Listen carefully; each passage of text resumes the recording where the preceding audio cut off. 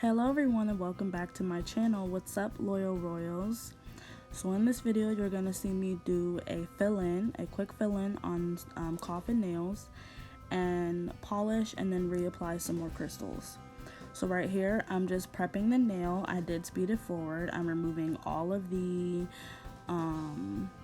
jewels, and then I'm gonna go and use my fine bit to remove any gel polish that was on there, of course, because you want to remove any polish before you start on the nail. Another tip, if your customer has just finished eating, has been in makeup, oil, so on, before you do anything, you want to make sure your customer's hands are sanitized, and you can even have them, you can use an alcohol pad, you can use a disinfectant, just something that's going to dehydrate, nothing that's going to be applying more oil back into the nail.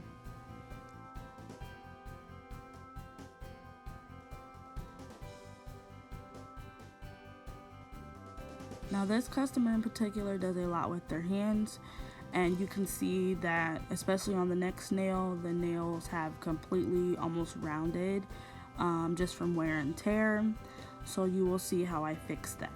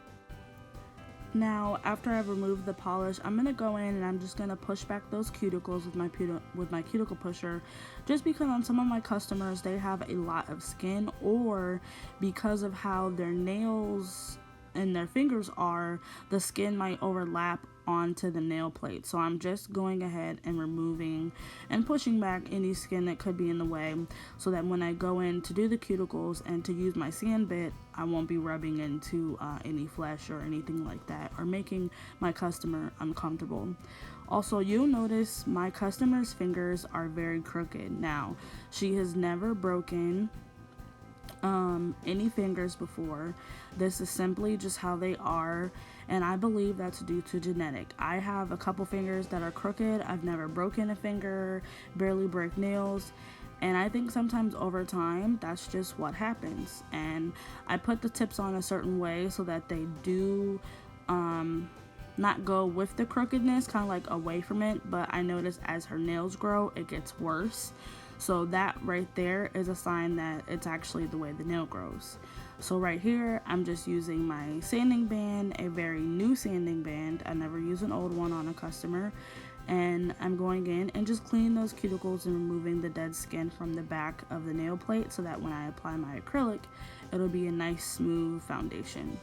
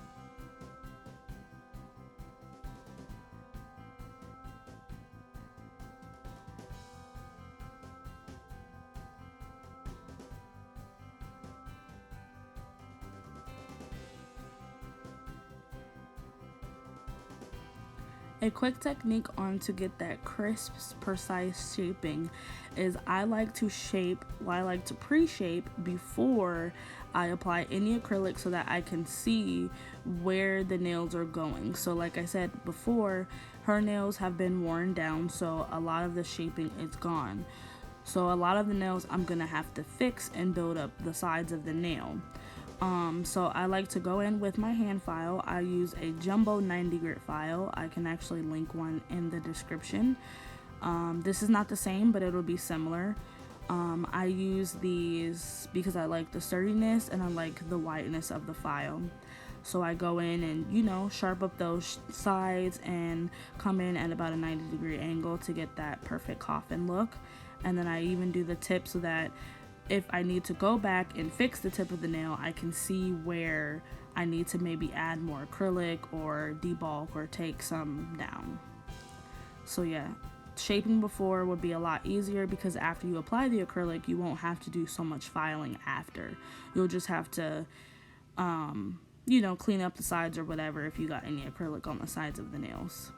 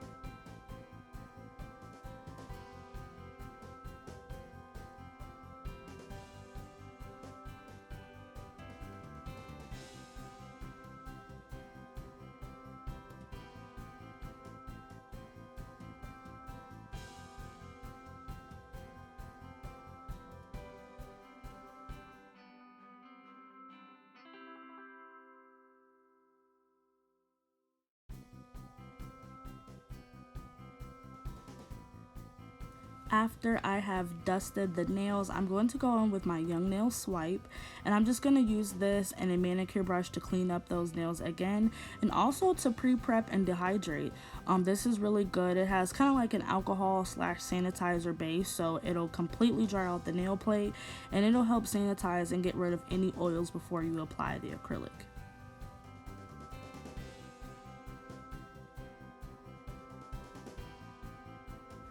Once I have removed the dust, I'm going to go in with my primer. Now sometimes on certain customers I will apply 2 coats of primer or I'll apply a dehydrator, but in this one in particular, this customer has pretty easy nail bed, so me applying just one is good enough. And I have been loving to use Mia Secret's Extra Bond primer. I've been using it and it's been working really good for my customers, so I'm going to stick to that. I like to apply my acrylic when the primer is wet, so right after I apply my primer to all 5 fingers, I'm going to go in and I'm going to apply my acrylic. So of course you want to start with your first bead when you're doing a fill at the back of the cuticle. You want to be about 2/3 of an inch away from the nail. I got that from Tammy Taylor. And that will help you not swarm the cuticle, not overflow the cuticle, and it'll help you pretty much eliminate a lot of lifting. You will also see me placing another bead on top of the somewhat free edge in the middle of the nail, which is basically adding the extra strength in case I removed it when I was removing the gel polish. But you always want to look at the finger from side wall to side wall, and you want to make sure that you are adding the acrylic in places that you know it needs to be. If you look at the nail from the side and you can see there's a dip or a pivot or something like that, you should be going in and you should be applying the acrylic as much as you need to make sure that reinforcement and that structure is back in the nail.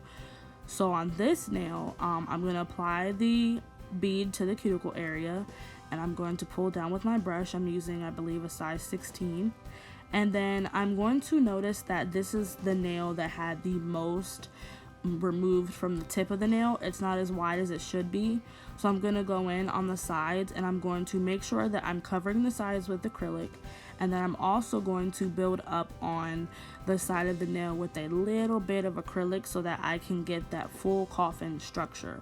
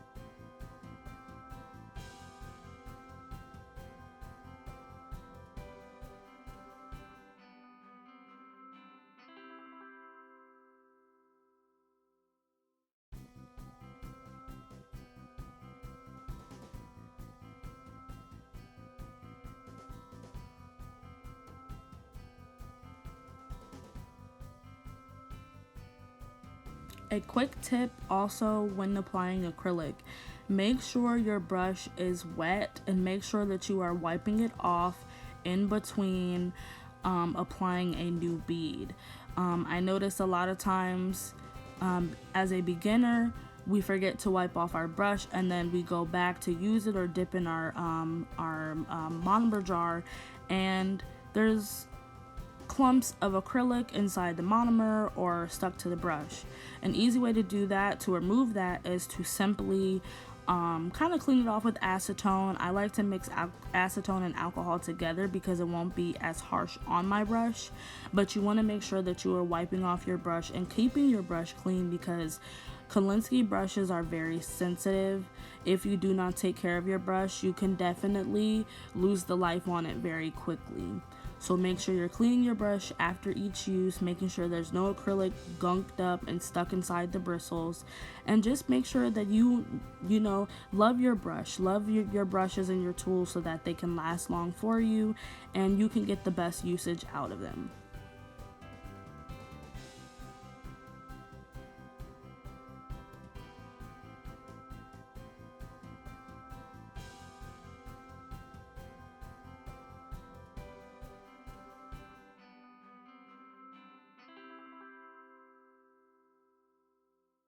After I have applied my acrylic to all 10 nails, I'm going to go in with my hand file and just sharpen up that shape. Not much should be done because you've already done this. Also, a quick tip on making sure that the nails are straight. I like to turn my customer's hand upside down just to make sure that the way that they look at them is straight compared to the way that I look at them. So you will see me do that a little bit, but it's hard to see at that angle. But I simply just turn the hand in front of the eyes and I file the tops of the nails the way that my customer is looking at them so that I can make sure that the nails are completely straight and perfect with that coffin shape, or even whatever shape. But I like to do it for coffin and square because the tips of the nails is more straight across.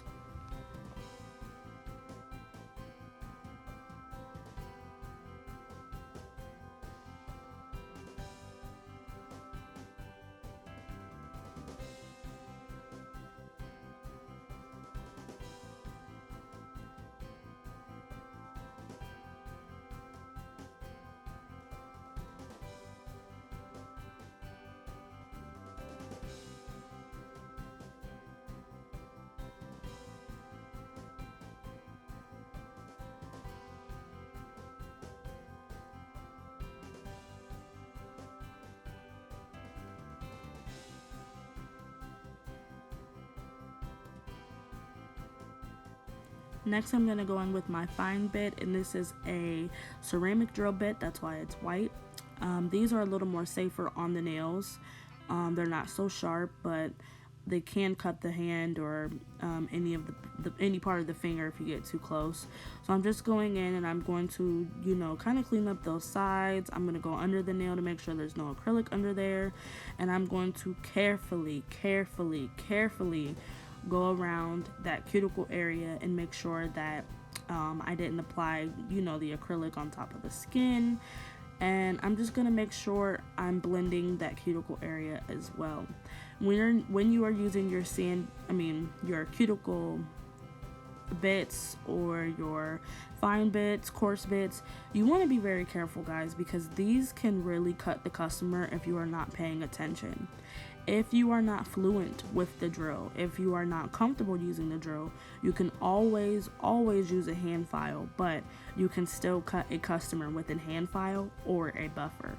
So you want to make sure that you are just being careful, paying attention, and take this seriously. You never want your customer to be in pain. You never want to, purposely nick them or cut them with any of your tools. Show them that you are serious about this, and I promise you they will always come back.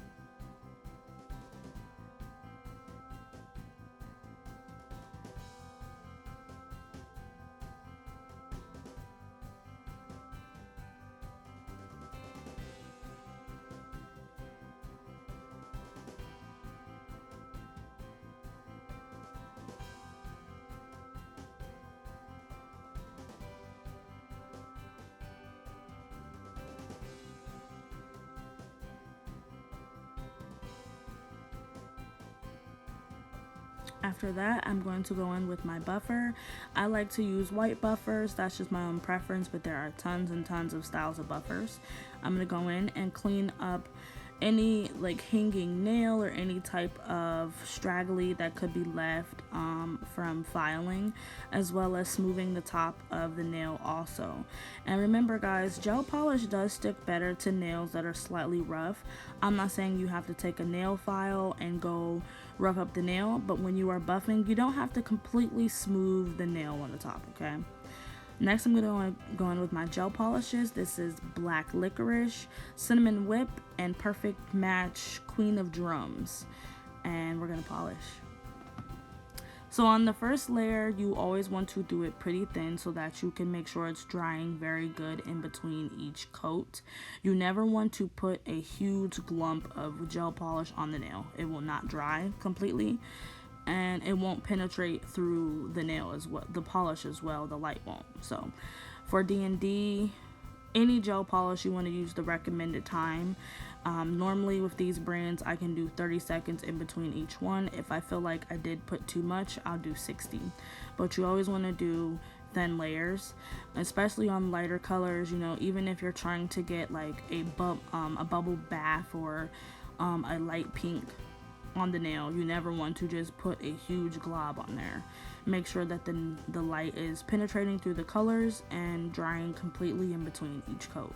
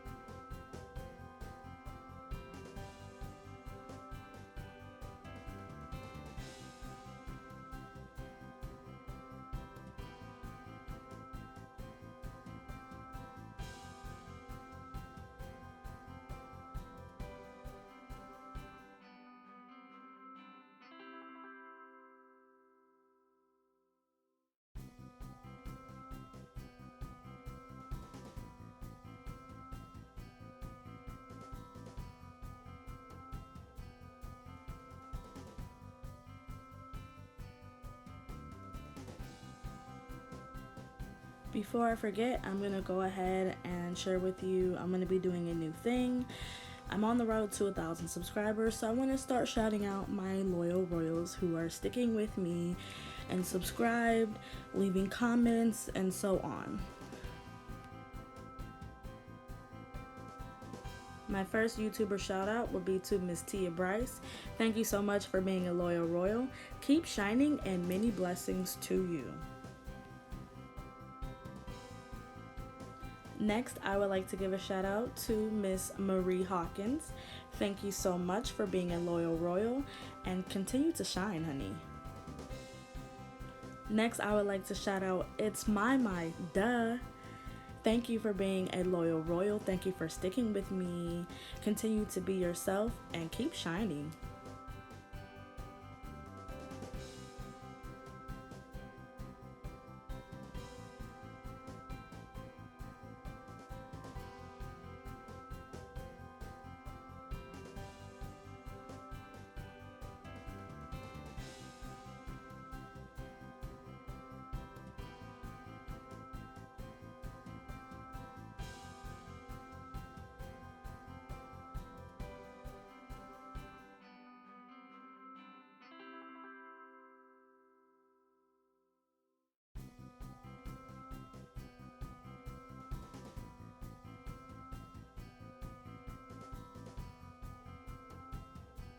After I have applied 2 coats of my color and let it dry, I'm going to go in with my D&D non-cleanse top coat, and I'm going to apply my top coat and make sure I get it evenly all over the whole nail. Let that dry for 60 seconds, and then I'm going to apply a little bling.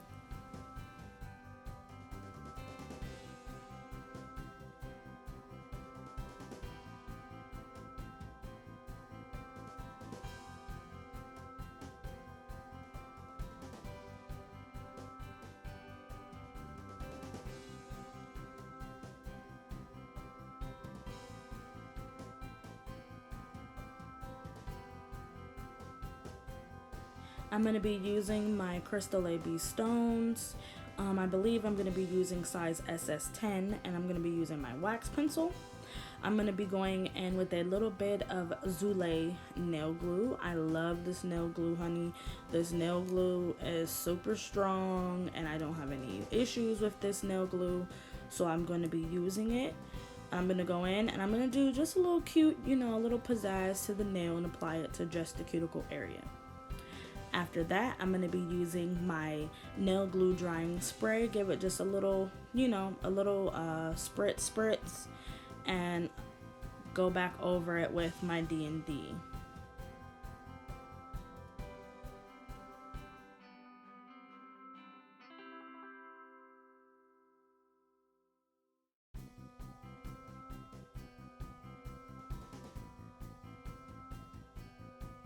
I really like the AB stones just because they give you that look of, they give you the look that you need when you just want a little bit of, you know, pizzazz on your nails. I mean, even if you just did one stone on every nail, it would still give you that color and just give you what you need for a little bit of glitter.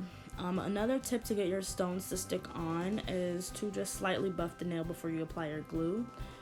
So then your glue isn't sliding around, it'll stay in place, and it'll kind of attach to the nail and the stone better and quicker.